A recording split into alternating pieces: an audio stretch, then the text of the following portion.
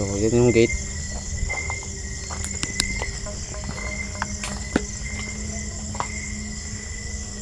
Napakahirap mga ka-DDP dahil masyadong madilim ang paligid.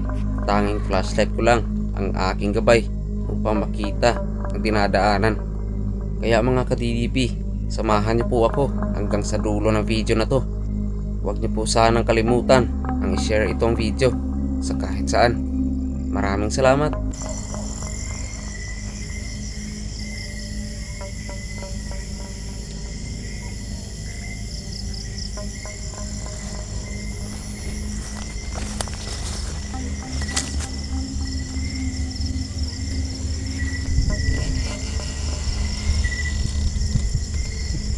Tumutunog yung boom.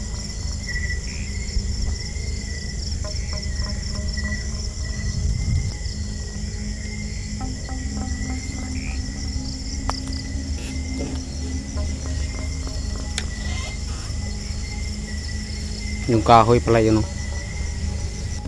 Habang papalapit ako sa isa pang abandonadong bahay na kasama dito sa rest house, ay nagulat ako, may isang salamin pala sa loob. At hindi ko na malayan iyon sa ilang taon ko nang pabalik-balik dito.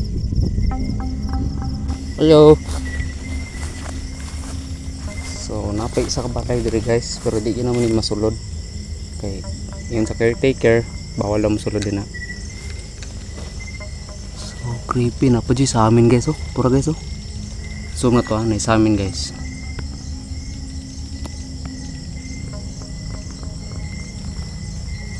Kita yung reflection na to dito. Tara deh, kana. Ayun guys, oh.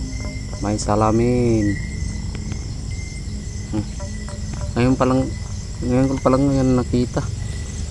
Hindi ko nakita nung dito kami noon.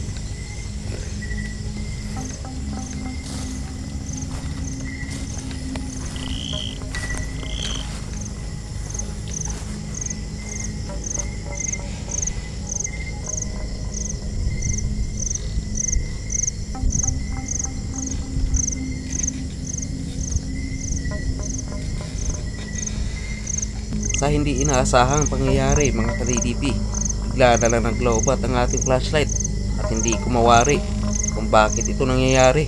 At bago pa man ako pumunta sa mga abandoned sites ay kinakargahan ko ito ng mabuti ang mga batteries. Hindi ko na lang pinansin ito, baka nga nagkulang, kaya patuloy pa rin tayo. So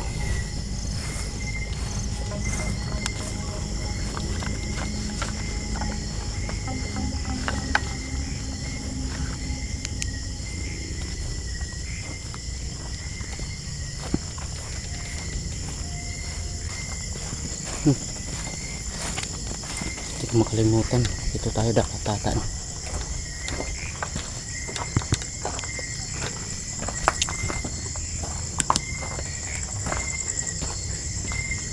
Cart ang kalabaw. So ipakis sa taas, akit tayo dyan.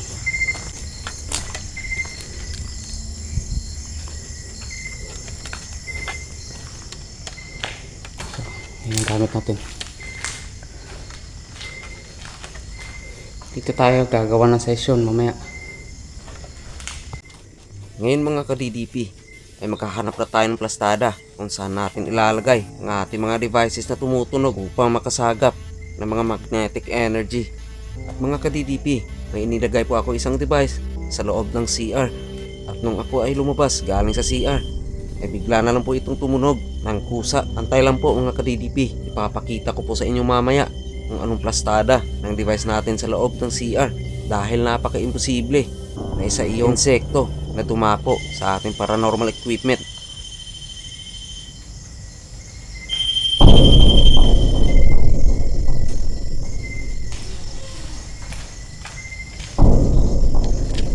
Tumunog yung nasa CR.